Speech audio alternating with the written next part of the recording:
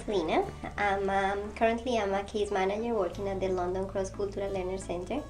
We work with newcomers and refugees. We help them to settle down here in Canada, especially here in London when they arrive. I came to Canada especially because I was looking to do my master's degree in neuropsychology.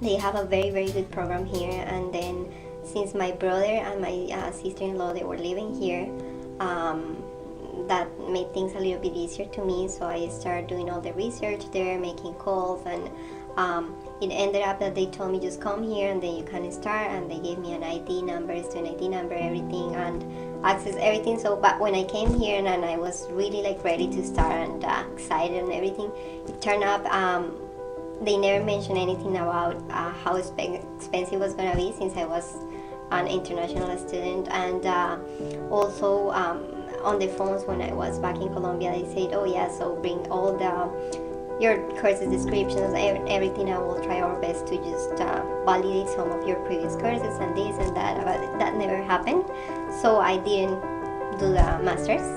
I felt a little bit frustrated because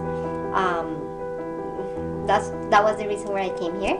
But well, on the positive side of the story, I met a Colombian guy who is now my husband.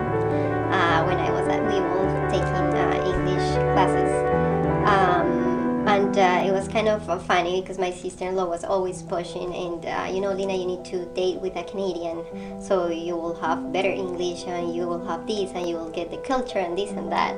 But I found out that I couldn't do it with a Canadian because we're different in terms of affection and culture, like food, everything, language.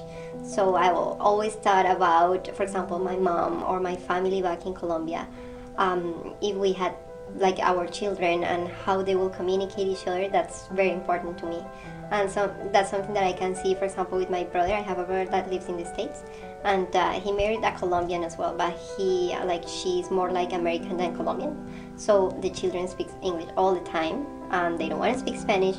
My mom doesn't speak English, so they kind of communicate, and it's so sad, right? They lose that connection. So but even though my husband is Colombian, in Colombia we have a lot of differences. We speak different dialects, so he speaks different. The dialect from him is different from mine. I can understand because Spanish, of course, but they put meaning to words that I use in a different way. So that's funny because I'm still learning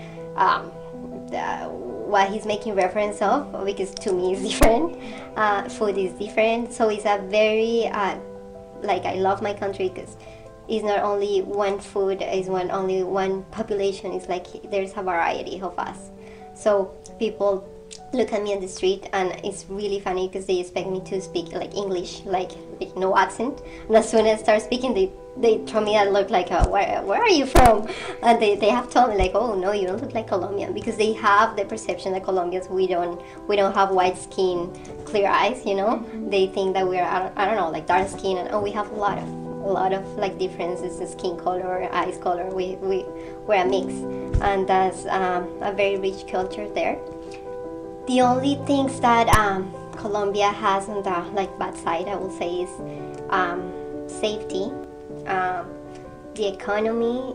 There is a big gap between the richest people and the poor people. Is a huge gap. I'm thinking about bringing up a family. Canada is the greatest country ever.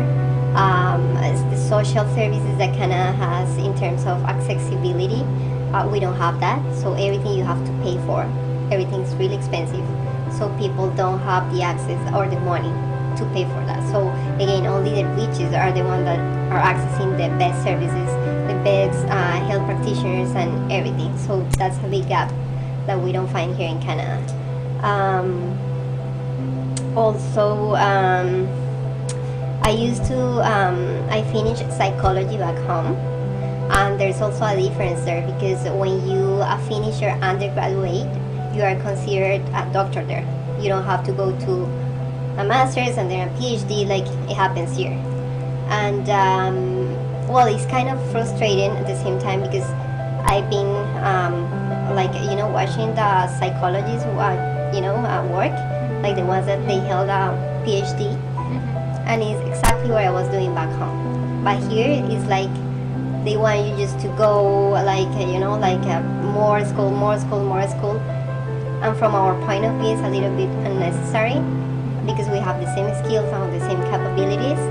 And so yeah, so there's a lot of people coming from all around the world, especially physicians, that medicine is the same language, but they cannot be physicians here. So it's kind of the same sharing feeling, and it's frustration, and it's kind of unfair. That's the only piece that we find is unfair with the Canadian system. But other than that, I love to be here in Canada. We don't have, back in Colombia, we don't have the same health system that you guys have here. So again, so only the rich people can afford to go to the best specialists because they're really expensive and this and that. So it's something that is not very convenient. And then I tried 3 years ago, I tried to go back to Colombia and try to live there again because I miss my family, and 80% of my family is back home, right? And I grew up personally with a lot with my cousins, and it was a really really good childhood, the one that I had, and I really want that for my child. But comparing in all the opportunities that he will have here, and it's like it's better for us to stay here. And then we try to always go like once a year to visit my family, our family, and then so I think that's how it's gonna be. And we are good in doing that so far. And I think basically that's it. That's my experience.